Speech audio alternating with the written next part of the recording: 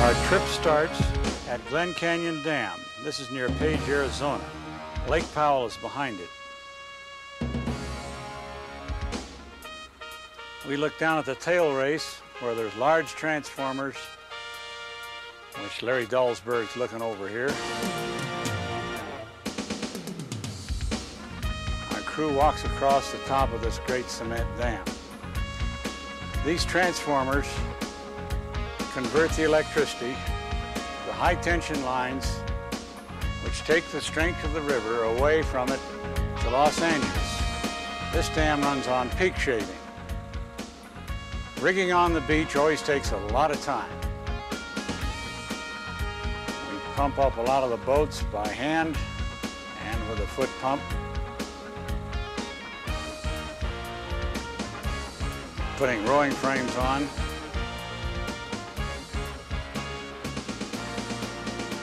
Big hand pump there.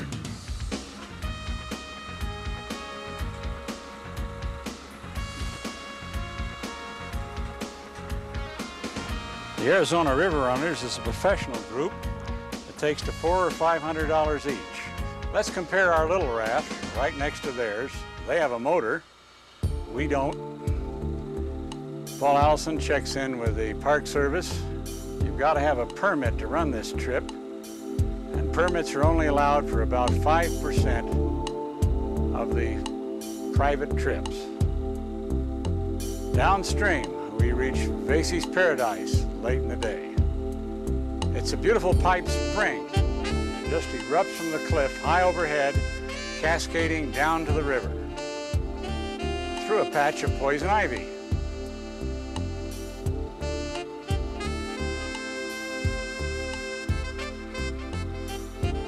Here we refill our water jugs with this delicious cool water. One of the best water stops in the whole canyon. You know it's poison ivy. You see that three-leaf cluster?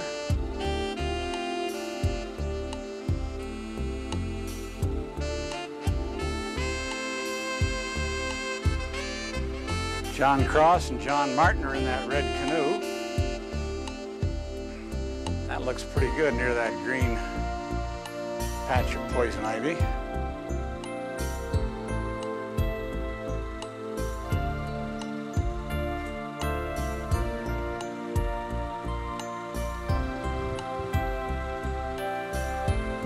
It's early morning. It's a quiet scene. We've had some difficulties in House Rock Rapid upstream, and Keith and Dammy Thomason are repairing the rowing frame, which got broken up when the raft folded around it. Bill Bernard gets breakfast going, yet the repairs continue. It's great to have a father and son team on these exploring adventures. There's half the frame going back in.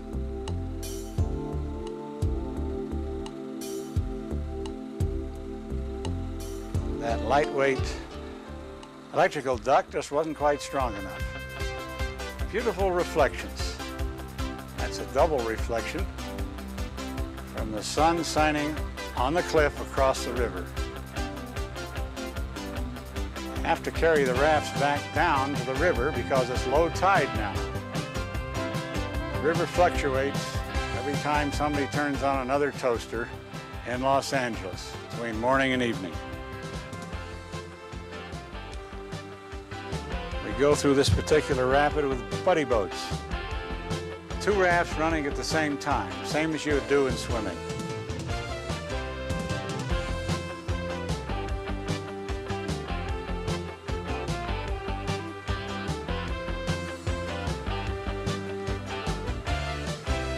Each explorer takes a turn at the oars, the most experienced one going through the heaviest water.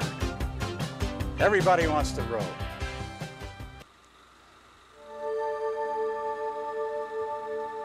Boy, it's cool in the early morning before the heat of the day gets to us, and then it's over 100 degrees Fahrenheit in the hot depths of the Grand Canyon.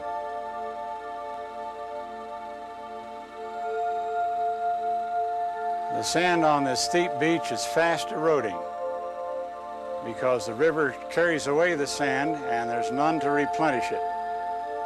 It quite changes the habitat for the fish and waterfowl.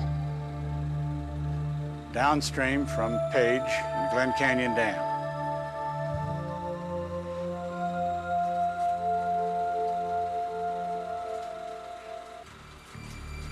Ah, beautiful green water, turquoise color. This is due to mineral springs upstream. It seems that everybody just likes to peel at this point and float down this beautiful green color in the Little Colorado where it joins the main stream.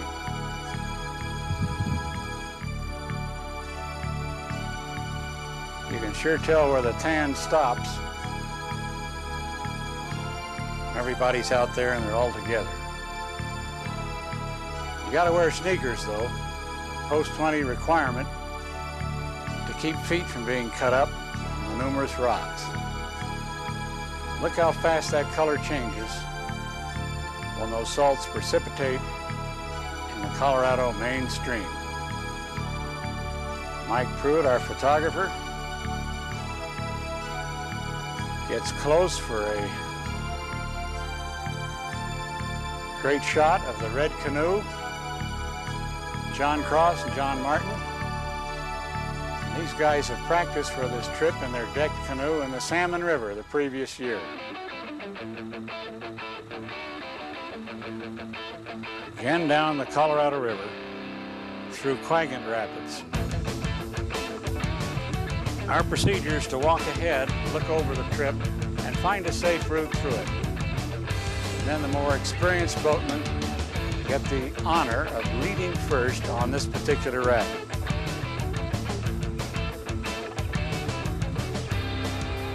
And the canoe charges through. You notice they're going faster than the water. This is to maintain steerage. And they can punch right through those big waves. Bracing is necessary. And cross bow, back in. Great job in there.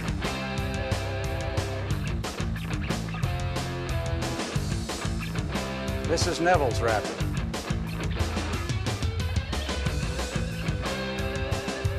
Now, that black dike in the background says that Hance Rapid. We all looked this one over. There's a lot of worry about it. This is the first biggie with a complicated route. We're gonna go right or left of that rock. Let's see, I think there's a neat route in here. Ken Jennings, one of our alumni who works for the Forest Service, is showing the route he's gonna take. We'll watch him through later. Look at the water pour over those rocks below that black diagonal dike, Hance Rapid. And the Titanic goes through first, rather whimsically named by Paul Ellison, our trip leader. We hope it has a better chance getting through here.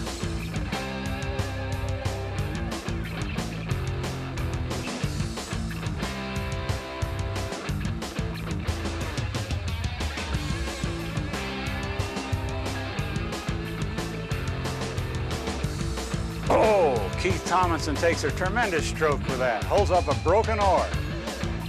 Pulled too hard and snapped it right in two. On the far side, we see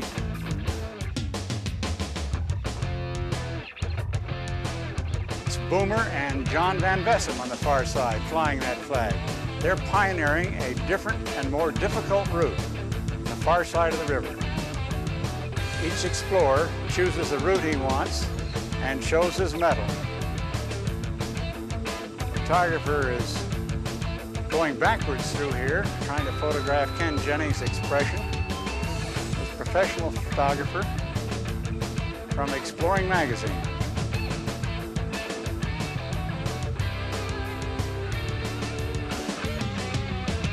Each explorer has to choose his route. You can't wait and make decisions in the river. It's just like time running in your life. You've got to move with it and make a decision at the right place and the right time. Wow, that's a strong one. Some of those holes just can't be avoided in this complicated route.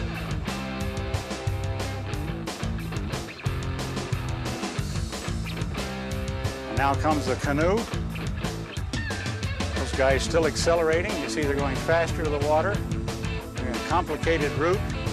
You get out a little smoother water and make a hard left turn there to avoid that big stuff in the background.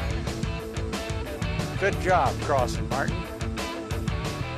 Missed that big one just to the side of it. Look at all those rocks out there. And finally, with a post 20 flag, we see Stretch go through. A few times he's on camera. Thank you, Paul, for taking the movies.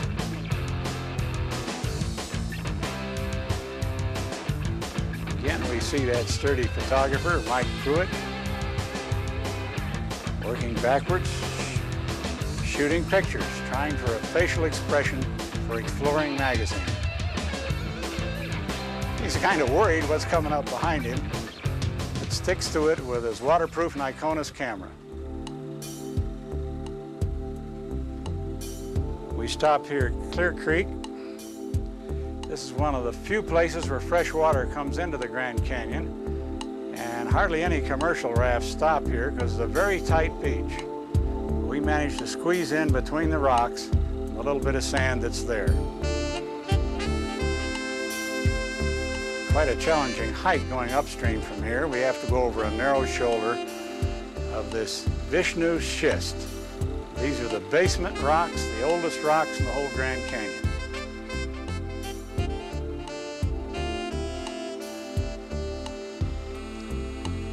Very tight beach.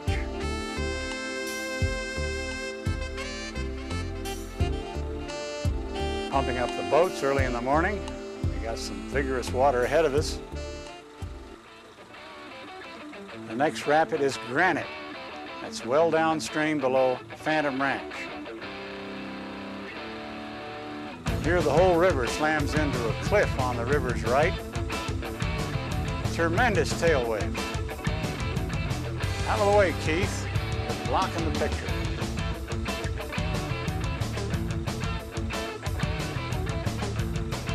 Uh-oh, out of control there. We better make a fast pivot. The oarsman should be facing downstream. The canoe comes through. This is their grandest moment on film. Look for a fast cross base by the bowman. There he goes, and hits that one right head on, penetrating it. They made it through all the big rapids of the Grand Canyon without turning over. Oh, cross brace again. Keith, get out of the way. We know you're there. Here comes Boomer again with John Van Vessen. They carry the nation's flag, very proud. And the assault craft, double rowing in it. A lot more power for a bigger raft. Boy, those waves break up high. Fairly safe tail waves. Hermit Rapid also has some beautiful tail waves in it. Tail waves are where the river piles up vertically to vent its velocity from the acceleration upstream. Oh, are they going over? Yes, they are. Slow motion roll. Tail waves tipped them over. They're both up on the bottom now. Hopefully we'll see that self-rescue downstream. Next comes their buddy raft to help them out. Boy, Hermit's an exciting rapid.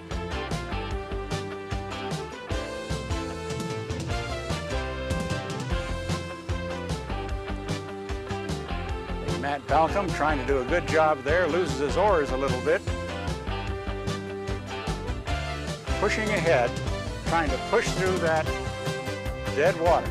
Bauman points out a problem. See the rafts on the other side, waiting at the foot of the rapid. Just like riding a roller coaster. And comes the canoe forward again. Oh, looks like they're losing forward way again. A little bit slowed down. Hope they make it.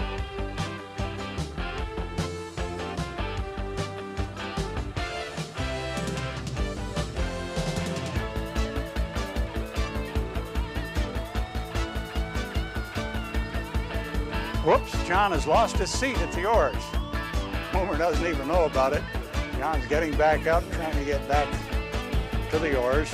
Really a big bounce there. In Hermit Rapid.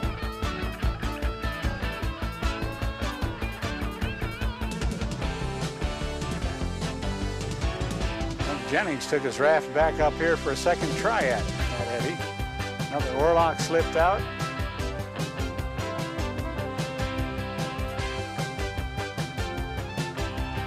Over they went. Pushed it too far into it. They're getting back up in the bottom. They get the bridle, turn over again, back right side up. So we look downstream. Crystal Rapid is one of the biggest complicated ones in the river. One must come in fairly close to the camera and avoid that huge hole in the background. Tremendous haystack behind it. Some people looking at that said you could see Jeep tire tracks down on the bottom of the hole, but I don't really believe that. There they go through it. Almost didn't make it. That's Keith Thomason again. Very close. That's too close for me.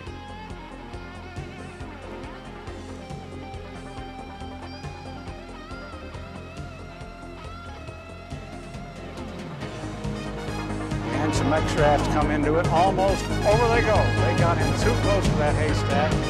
Slowly rolled them over. The other rafts downstream will help them get back up. They're trying to execute a self-recovery. Up in the bottoms now comes the canoe. The camera can hardly keep up with all the action. It happens so fast. Big water.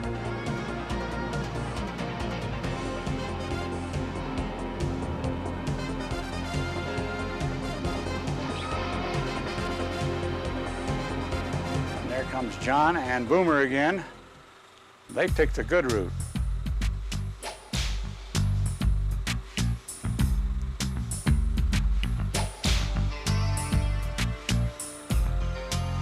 Lunchtime. Got to refuel all those pooped out explorers. Drink a little more. Using bailing buckets, some of the cups being lost. Trowel on the peanut butter. Put a little mustard in the peanut butter. Can you believe that?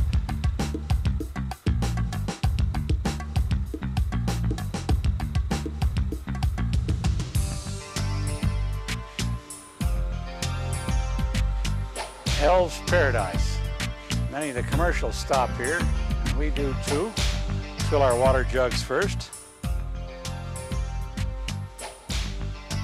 And with a nice jump down from the rocks overhead. Good thing we checked out that pool to make sure it's deep enough. A real oasis in the desert. Crawl up there through the choke stones and a fast leap into that deep pool. Oh, low tide again. Everybody teams up to lift the rafts back to where the river is. When we stopped the night before, it was about 15 feet higher. One of the many challenges in the Grand Canyon, as long as the dam is doing peak shaving, that is generating electricity when it's needed for Los Angeles. You really can't escape civilization, even in the bottom of Grand Canyon.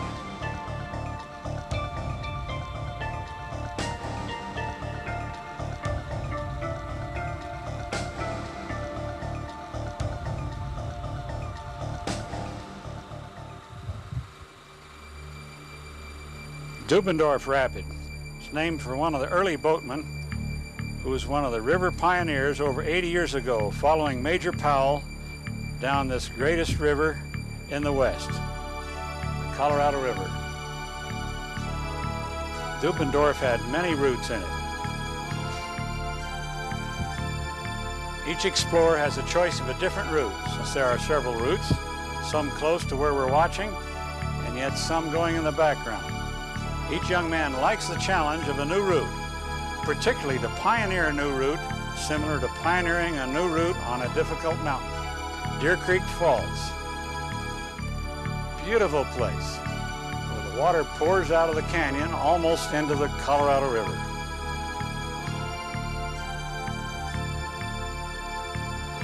We hike upstream to the top of the falls, where it's cutting rapidly through the sandstone.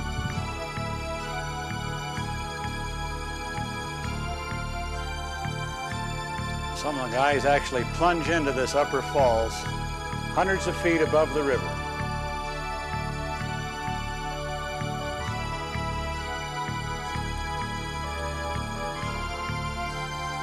And then looking over the canyon on our way back to the river,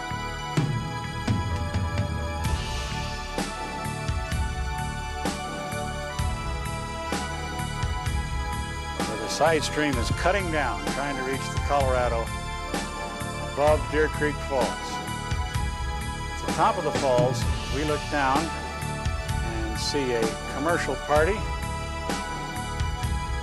with their rafts on the left, our smaller rafts on the right. This is a favorite stop for most vigorous people who wish to hike.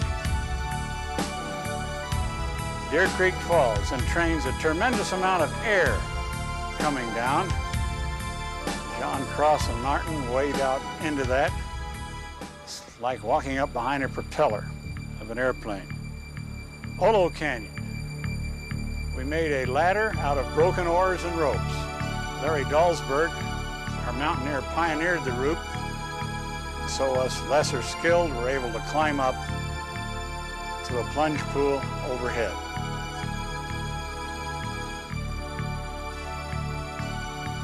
Made the best use of our broken oars here.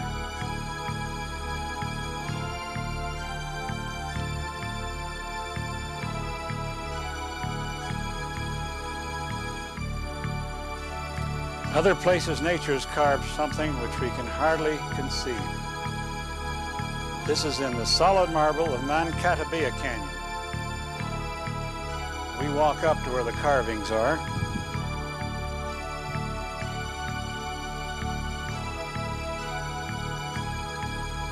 Stream's quite warm. A lot of us like take a bath in there.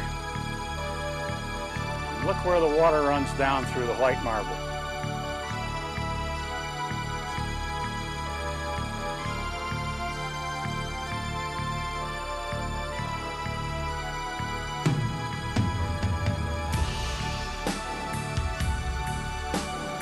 And back to the main river in the background. National Canyon Beach, one of the favorite stops, both for us and commercials. The river main stream is in the background, but there's a tremendous eddy here, flowing back upstream towards where our cook fire is. Nowadays, one must take along gasoline to cook on. Wood fires were still permitted when this trip was done many years ago. Beautiful reflections early in the mornings.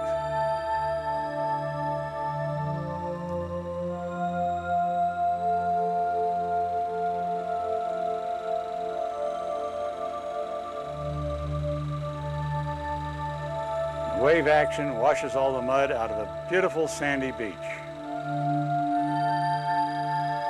Just like being on the Gulf Coast of Florida.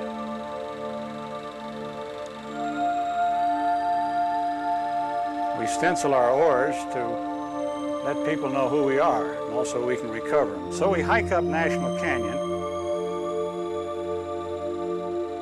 Paul Allison drops the rocks out of his shoes. Even when wading along with sneakers, you tend to pump the water up and rocks into your shoes. Beautiful reflections in a narrow little stream. We should look at the small view, this leaf going over a mini waterfall. As it pours down, the sides pull into it just by surface tension attraction. Walking back, we seek out the shade wherever we can.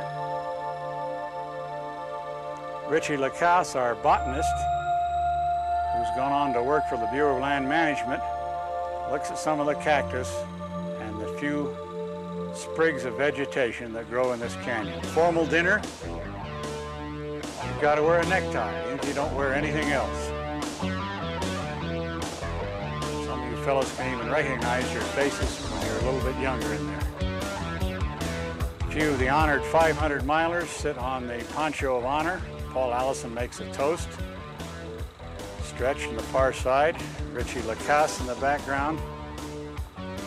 A certificate is given to the boys who row over 500 miles with Explorer Post 20.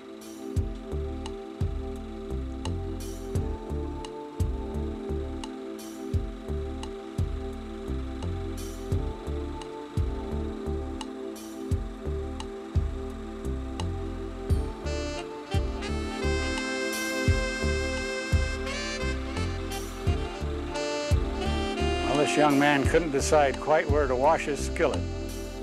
Let's see, here or there or where? I've got to do the rough washing before I put it in the Clorox up to the fire. All dishes are washed in hot Clorox water after the rough washing is done. Vulcan's Anvil, that's the hallmark of the big rapid downstream. Lava Falls. Volcanic eruption spilled into the river here and made this the most difficult rapid. It does not have any very easy routes. Tremendous holes in it. We carry a raft around to the bottom of it. I'd like to thank Forrest Strong for doing that, a safety raft, so the rest of us could take a try at it. Watch a commercial boat punch through on the right side, lipping and bucking. 20 people in that with a 40 horsepower motor. Well, that's not the way Post 20 does it. We're going to do it with our oars and the safety of this pickup raft at the bottom. We're skirting Lava Falls on the left. Very neat little route.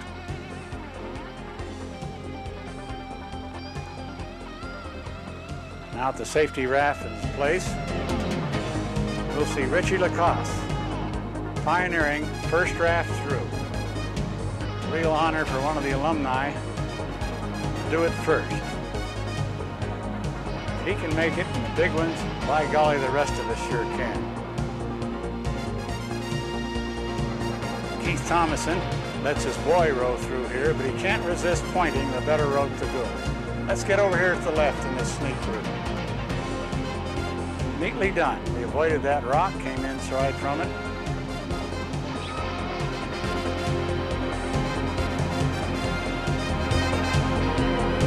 Looks like John Dummer's up there in the bow. He's my boat buddy. He went up and got a second ride through. Everybody wants to ride the big ones. Look at that wave bouncing off that right-hand rock.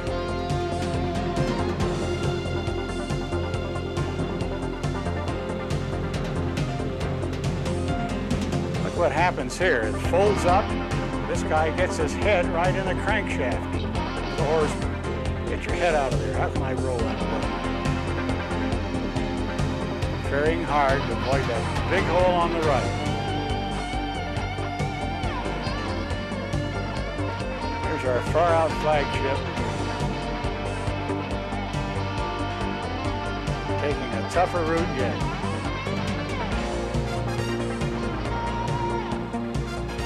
John and Boomer. And it looks like they're going to make it around that hole, just barely tickling.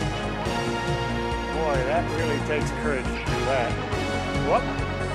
Looks like a oarsman has fallen out, waves at the camera, gets back in.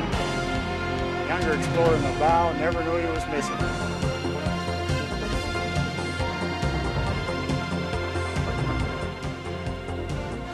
Swamped, but they're still going. Vigorous white aerated water, the Colorado River.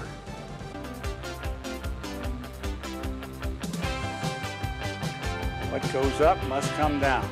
We very carefully sounded this jumping point, make sure it was safe to jump off. Many of us jumped in. I'm glad I only had to run the camera here at high speed. I don't have to prove anything to anybody by jumping off that darn high rock.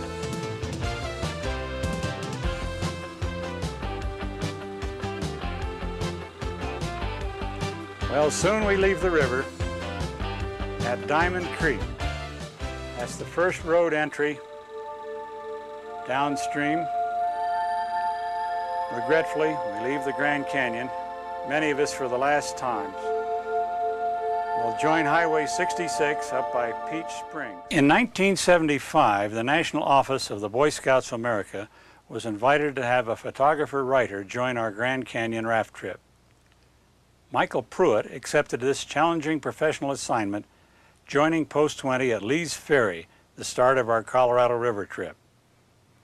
You've already seen him in action, going backwards through Hance Rapid, photographing Ken Jennings working at the oars. His article, The Ultimate Trip, was featured in the April 1976 issue of Exploring magazine, with a front cover photograph of explorer John Dummer waking up in the Grand Canyon. This magazine was mailed to all registered Explorer Scouts in the United States. Explorer Post 20 Los Alamos felt this national recognition was quite an honor for their whitewater post in arid New Mexico. My Kiwanis Club sponsored Explorer Post 20, Boy Scouts of America, for young men, which I led for over 20 years, located in Los Alamos, New Mexico. We specialized in river running, in small road rafts, using our own river guides and our unit leadership, food packing in waterproof bags, and a 30-passenger bus. This bus was afforded by utilizing the profits when operating a lunch bar at the local ski area in Los Alamos, New Mexico. Many members of the local Kiwanis Club volunteered to help this weekend operation, where the explorers operated with only one paid employee, which kept the costs down. Practice rowing sessions took place on the nearby Rio Grande during spring high water.